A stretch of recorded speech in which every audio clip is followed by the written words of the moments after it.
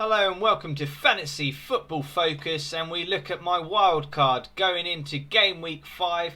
Yes, it's the absolute boring international break.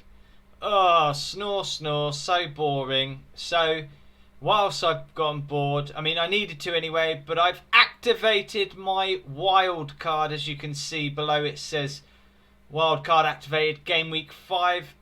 So we start off with me getting rid of Ben Foster. Watford are the whipping boys now. Although Foster did do well, 5 points last game. But yeah, it's time to depart, Mr. Foster. And let's just have a look. What goalkeepers can I bring in, guys? So I'll have 5 million to spend on a keeper. So I go 5.1 is the only option there. Let's have a look. Now, I am going to go with... I like the look of Dubravka of Newcastle. He seems to make a lot of saves. Gets a lot of shots to have to save, bless him. But I think I'm going Heaton in there. Because Aston Villa's fixture run, guys.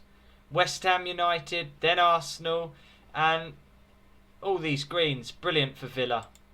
And then he will be partnered in my defence, replacing Wan-Bissaka, who I had in, who's actually just gotten injured, called up to England and then come back with a back injury. Don't know how serious that is, guys, but Man United not doing very well. So Harry Maguire out and Wan-Bissaka out. Tyrone Mings welcome, and Joel Matip. Now Joel Matip gives me a way into the Liverpool defence, partnering the also European Player of the Year, Virgil van Dijk, who I've always got, who is ever reliable. And then Tyrone Mings partnering Heaton there. So yeah, Aston Villa's fixture run is the reason why. And at 4.5, all them greens is a bargain for me. Welcome aboard. I did have Winston Reid as well. And now I can bring in Van Aanholt. Now, when I look at his points, this is just a quick pick, really, but I think he always does well every FPL season, guys. But his next fixture is Tottenham and Wolves, which is a bit trickier, but I can rotate him with Lundstram, who plays in the midfield, or with Mings, with his good fixture run. So I'm not worried, because this season, guys, I'm focusing on playing 3 at the back. I think that will work a lot more better, because we're seeing less clean sheets now, apart from Liverpool players. So that's why I've got 2 in. So yeah, let's move into the midfield. So then I got rid of Reece Nelson, and a straight swap for me, quite a standout player, Danny Ceballos. He's been on fire, played very well in the North London derby, played great against Burnley. And Watford whipping boys next, and then Aston Villa. Let's hope so. Keeping Pepe because he's looked really sharp. I feel that his price will rise again, and against Watford, yeah, his price will definitely rise. Aubameyang I've kept up top, and Tammy Abraham as well. Aubameyang, obviously Golden Boot winner, doing very well this season already. I would have had Lacazette, because his price is better. He's in the middle. I think he'd get more service. But sadly, Lacazette keeps getting injured. So Aubameyang it is. And then I've got Sergio Aguero. Had to come in. He looks very dangerous again. Can't blame us FPL managers for not including him at the start of the season. But now he comes in. You cannot ignore him. 2 goals, 4 goals in his last 2 starts. He is on fire, and definitely gives me a great captaincy option. And I got rid of Sterling, and after him blanking last time, I know Sterling could easily pop up again and do so, but I feel De Bruyne has to come in. Cheaper option, and always offers assists. He's always going to be involved, and I just feel, yeah, he'll because he's in the centre, he'll be more likely to get assists than Sterling, I'd say. Sterling more likely to get goals, but I think De Bruyne definitely more likely to be the assist machine. And then as a budget, Dendoncker and Jorginho. Jorginho on penalties. Dendoncker getting some game time, I'm pretty sure. Let's have a look. Yeah, he's been getting minutes, most definitely. Just needs a return, but I'm not bothered because he'll rotate from my bench. Cheap budget bench option. And Jorginho as well. Could play the odd fixture. I think he's playing a bit better under Lampard, and he's on penalties as well. So the only other thing I could go for, guys, in my wild card is maybe if I got rid of Tammy Abraham. And let's have a look at strikers. Get a budget forward. Say, let's go 4.6. Who could be a budget forward? Let's have a look. Just have a sip of my drink. Throat's going dry.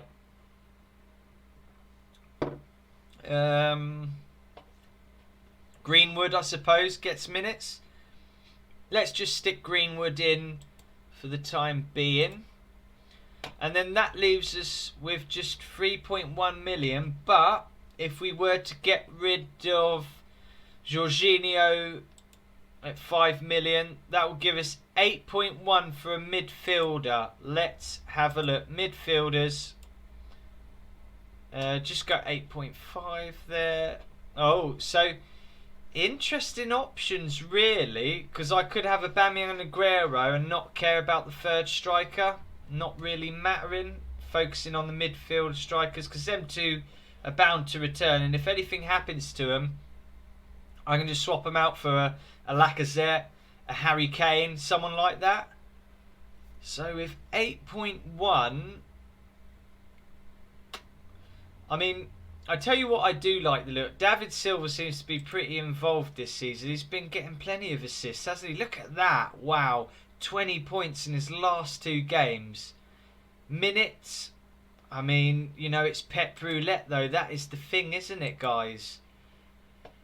Well, Mahrez, let's see Mahrez. He's been getting minutes as well, no matter what.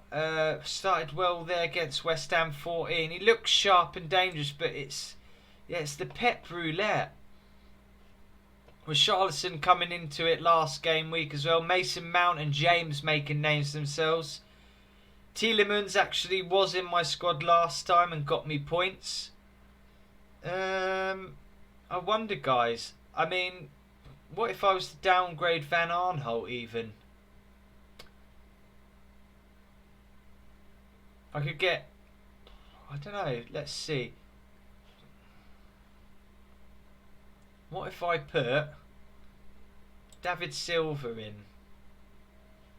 No, I mean game time. Let's look at the fixtures. Fixtures for Richarlison. Bournemouth, Sheffield United next. Man City, then quite a few greens, then Tottenham. Everton not got a terrible fixture run, have they? And after Richarlison doing what he did last time, could be good. I know Chelsea fixtures, I think they're a little bit stern. Yeah, Wolves, Liverpool. So I think I'd stay off Mount for now. Mahrez or David Silva. I am tempted. What could I do in the likes of Liverpool? Let's see if we get rid of Van Aanholt, right? And we try and get a Liverpool midfielder in then. Let's go to Liverpool. Because I feel like I need a Liverpool midfielder just to chip in with the goals. But it worries me with the Salah and Mane, the little fallout they had. I mean, they're always going to be full of chances and getting on with it at the end of the day. But it was a little bit of a concern. 13 million. Could you go Mane there? Mane, 11.5. Leaves you with 2.2. Can't get anyone, mate. No, that does not work. That is not going to work. Not going to happen. Midfield. I am tempted by that David Silva. Or Richarlison. Silva's cheaper, but my God, he's been returning, hasn't he? I think I'm going to go David Silva. He just seems so heavily involved. And then that leaves you with 6.3 for a defender. So let's have a look. Digne is the obvious choice, isn't he? Surely. Luca Digne, obvious choice. Bournemouth, Sheffield United. Yeah, he's got to be, hasn't he? He really has out of that bunch. Digne beats Van Aanholt's fixtures. Because, like you say, if it weren't David Silva, right, 7.6. Let's have a look, guys. I know you know how it is. You play about, and you can't stop playing about with these FPL wildcard transfers. Let's have a look. Tillemans are still light, but I don't like his fixtures at the moment. Maddison I do like. He seems to be involved in everything, but I think it's his fixtures as well is the problem. Man United and Tottenham, yeah.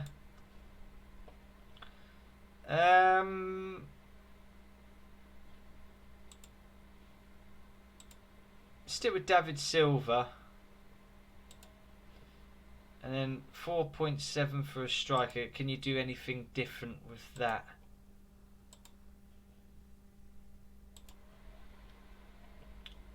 Greenwood was about the only option, wasn't it? There's just no one else really there.